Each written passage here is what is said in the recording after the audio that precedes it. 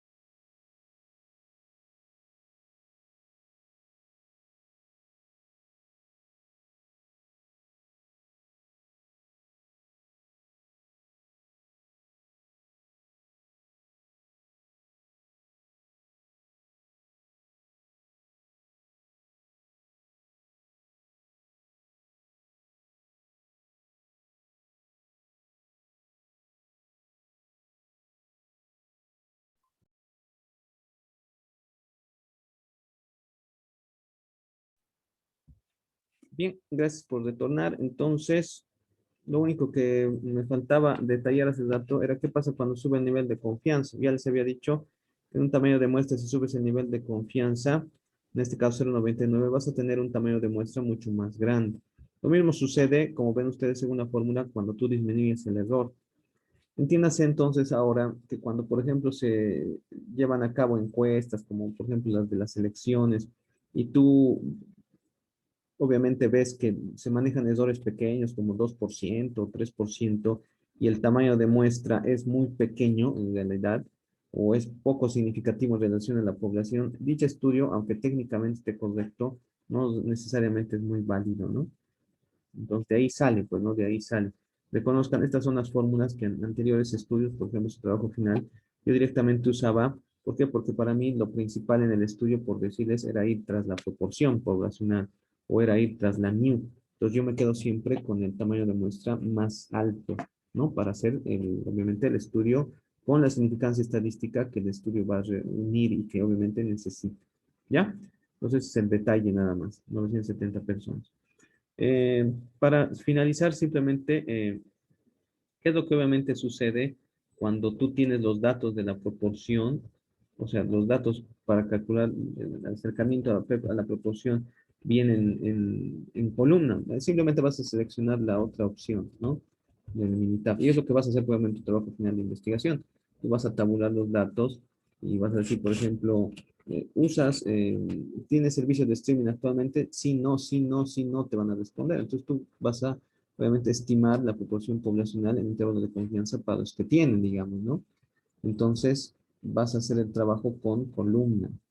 Como en este ejercicio, dice una firma de consultoría de Nueva York realiza un estudio con 1.100 empleados de empresas medianas y grandes para determinar qué tan insatisfechos están con su trabajo. O sea, lo que te interesa es determinar el porcentaje de insatisfechos. En el archivo se muestran datos representativos, ¿no? Un sí como respuesta indica que el empleado le desagrada mucho su aspecto actual. Se le han preguntado, ¿te desagrada? Sí. Entonces hay que proporcionar la estimación puntual, el margen de error, el intervalo de confianza. Y compararlo sobre todo, dice, si a los empleadores les cuesta un tercio de su sueldo anual en encontrar un sucesor y hasta unos 5 veces el sueldo en encontrar un sucesor para ser empleado, ¿cuál es el mensaje de esta investigación para los empleadores? Es decir, si tú tienes un nivel de insatisfacción alto, ya no haz algo, ¿no? Mejora el clima laboral porque eso te va a traer costos a futuro, eso te está diciendo. Entonces, miren, yo abro directamente el archivito Job Satisfaction. Job Satisfaction. Satisfaction. Aquí está mi base de datos. Ya recuerdo dónde está. Recuerden ustedes dónde han puesto su base de datos de los problemas. Entonces abro el capítulo respectivo. El trabajo, entonces fíjense, con un software para un investigador, un estadístico que sabe qué es lo que tiene que hacer y dónde encontrar, es muy sencillo. Lo más pesado puede ser recabar los datos, ¿no? Y, digamos, tabularlos. Lo demás es muy sencillo. Ahí está, Job Satisfaction.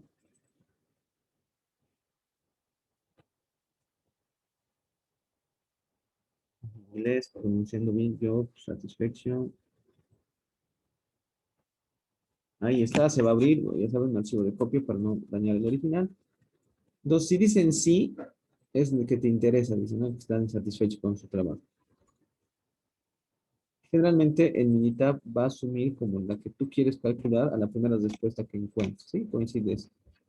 Entonces yo voy a ponerle aquí estadísticas básicas, una proporción. Le voy a decir, quiero calcular el intervalo de confianza con una o más muestras en columna. La respuesta, ya saben, yo quiero sí. 95 de confianza, proporción de proporción hipotética, quiero aproximación normal. Aceptar. Entonces, fíjense, ahí lo tienes. Pues en esta empresa, ¿no? ¿Cuál es la proporción de personas que estén satisfechas? De 0,4 a 0,46, ¿no? De 0,40 a 0,46. El P barrita es 0,43, pero con el 95% de confianza, yo puedo decir que los empleados en esta empresa están insatisfechos desde un 40%, un 47%. Perdón, un 46%. De 40 a 46%. Entonces, mensaje para la empresa, cambiar tu clima laboral. ¿No? Entonces, vean, esa es la aplicación del intervalo de confianza.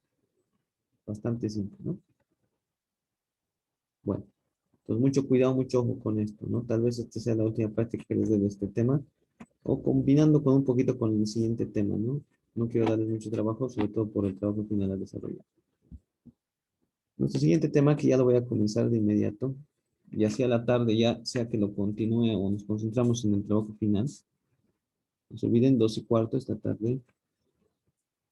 Va a tener que ver con las pruebas de hipótesis. Fíjense, si en el Minitab has visto a qué se refiere prueba de hipótesis, es que yo te diga que vamos a hacer lo mismo que te he indicado hasta ahorita, pero en este caso le tienes que aumentar tu cosita, ya sea en Z o en proporción. Este check nomás le vas a aumentar. Y vas a poner aquí una proporción hipotética, ¿no? Un numerito. Eso nomás vas a hacer con el siguiente tema en Minitab. Listo, nada más. Y vas a tener la respuesta. Tan sencillo como eso. Pero obviamente veamos pues las consideraciones teóricas que se une una prueba de hipótesis.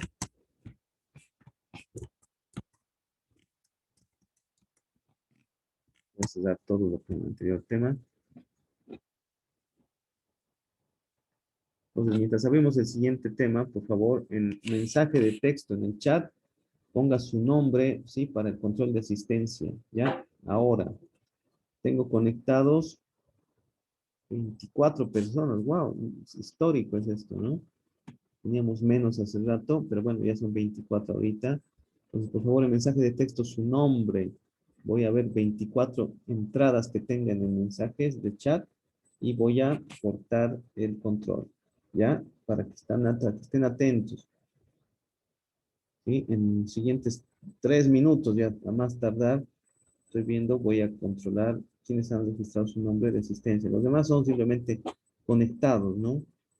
Como en el internet nos dice muchas veces, puedes programar incluso tu conexión y te vas, ¿no? Y piensas que por eso te tenemos que registrar. No, si veo tu nombre vas a tener asistencia. Bien, veamos entonces el siguiente tema, las pruebas de hipótesis.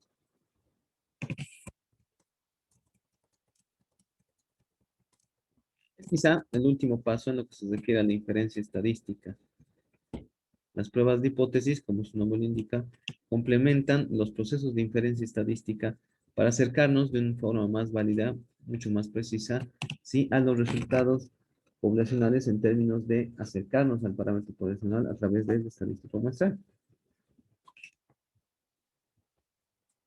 Probar una afirmación acerca del valor de un parámetro poblacional es hoy en día en el mundo de los negocios algo vital, ¿sí? Algo vital. Les decía, ¿no? Si por ejemplo en anteriores temas Warner Bros. Estaba pues seguro de que al menos un 70% del mercado quería a la Mujer Maravilla, tenía que probar ese 70%, ¿no? Entonces los muestreos que iba a obtener y demás tenían que arrojarle una proporción cercana a ese 70%, si no superior, ¿no? ¿Para qué? Para realmente llevar a cabo adelante el proyecto, ¿sí? En una industria tan competitiva hoy en día, ¿no? Como la de los videojuegos, fíjense que desde los década de los 80 hasta hoy en día, el 2000, las decisiones que has tenido que tomar en relación a la cuota de mercado que te van a apoyar para el desarrollo de más juegos, o en este caso, ¿no? De ya una octava generación de los videojuegos, y en este caso específico, ¿no? Las videoconsolas, han arrojado que desde los años 80, donde tenías pues no más de 30 competidores, hoy en día solamente tengas 3, ¿sí? En esta octava generación de los videojuegos, con representaciones tales como el PES, ¿no? El PlayStation de Sony, Xbox de Microsoft, ¿sí? Y el Switch de Nintendo, son las videoconsolas que hoy en día sobreviven en este mercado, ¿no? Y que obviamente se disputan la hegemonía como tal. Ustedes han debido escuchar, sí, que el mercado de los videojuegos ha crecido mucho más desde el año 2014, en el que en un mercado tan grande como la China se abría, ¿no? Y se quitaba la prohibición al comercio de estas videoconsolas. Antes en China solo había mercados negros, ¿no? Para las videoconsolas y los gamers que buscaban, pues, nuestros productos. Hoy en día el mercado se debate entre 3 realizaciones, pues, ¿no? El Switch Pro de Nintendo, el PS5 y el Xbox Series, tanto X Series como S Series, que están disputándose el mercado desde el 2020, ¿no? Año de su lanzamiento. Se dice que en este caso, al haber sido lanzado antes, el Xbox Series, ya sea X o S, había copado parte del mercado del PlayStation, ¿no? De Sony, con su última versión del PlayStation 4. Pero que a finales del año pasado, con la presentación del PS5 o PlayStation 5, había vuelto a recuperar su posición de mercado como tal, ¿no? Veamos un cortito de esto, no quiero tardar mucho en ello, pero bueno, en caso, de algún modo hay que abonar.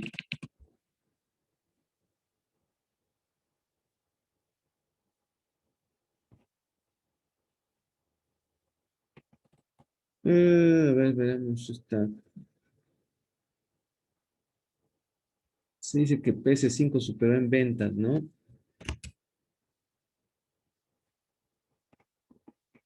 A Xbox Series y obviamente al Switch Pro de Nintendo. ¿Qué onda, gente? ¿Cómo están? Gente, este video lo voy a hacer con compañía. El rey de la selva, señores. Si no sé qué onda, usurpó la cama y se durmió. Ayer subí un video el cual tuvo su apoyo, pero a la vez fue muy hateado. Porque sí, porque la gente viene a hatear, no tiene algo mejor que hacer. Vamos a ir al grano.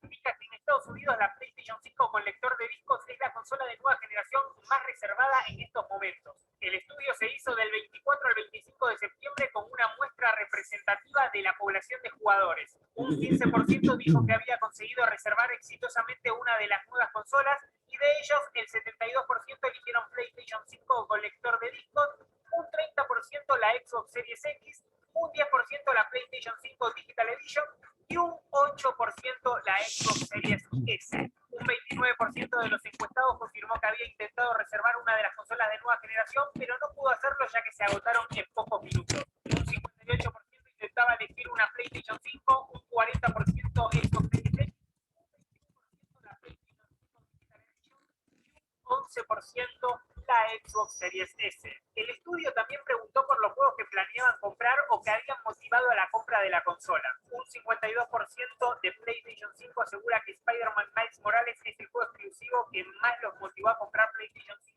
y dentro del porcentaje de Xbox Series X y S, el juego que más los motivó fue Halo Infinite con el 45%. Sobre las razones de elegir Xbox o PlayStation, el 45% de los interesados en PlayStation 5 dijo inclinarse por ella por sus juegos exclusivos, mientras que un 42% de los interesados en Xbox lo hicieron por sus programas de suscripción como Xbox Game Pass. Como curiosidad, el 63% de los encuestados desconocía la compra de ZeniMax por parte de Microsoft que se había producido unos días antes. Bueno, gente, por lo visto, en Estados Unidos la historia se está volviendo a repetir. Por el momento, PlayStation 5 está vendiendo más que Xbox Series X, hablando de reservas, claramente.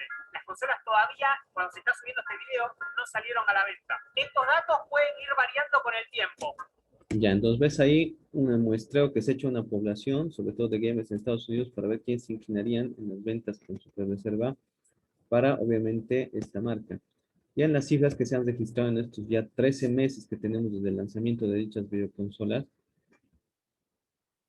ha habido una evolución, ¿no? Bastante interesante a favor de PlayStation. Y obviamente Sony, ¿no? Que van a ver, al principio Xbox tenía, ¿no? Buena proporción, lo mismo con el Switch Pro. Pero a medida que han pasado los meses, sobre todo por cuestiones, ¿no? Relacionadas a las posibilidades técnicas que tienes con el PlayStation 5, de utilizar, ¿no? Tus discos antiguos del PS4 y otros, te han arrojado que las ventas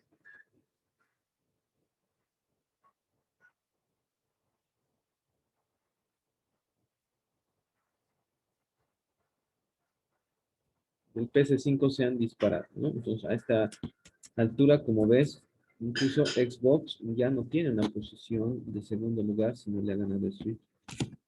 Sobre todo para mostrarnos, pues, ¿no? La preferencia que tiene el gamer actualmente en el mercado. Esto es vital, pues, ¿no? Esto es vital, porque seguramente con estos resultados, nuevamente Xbox sacará, pues, ¿no? Alguna, vamos a decir, variación a su videoconsola para tenerla un poquito más accesible, pues, ¿no? En términos de precio hacia los gamers y con mayores posibilidades técnicas, ¿no?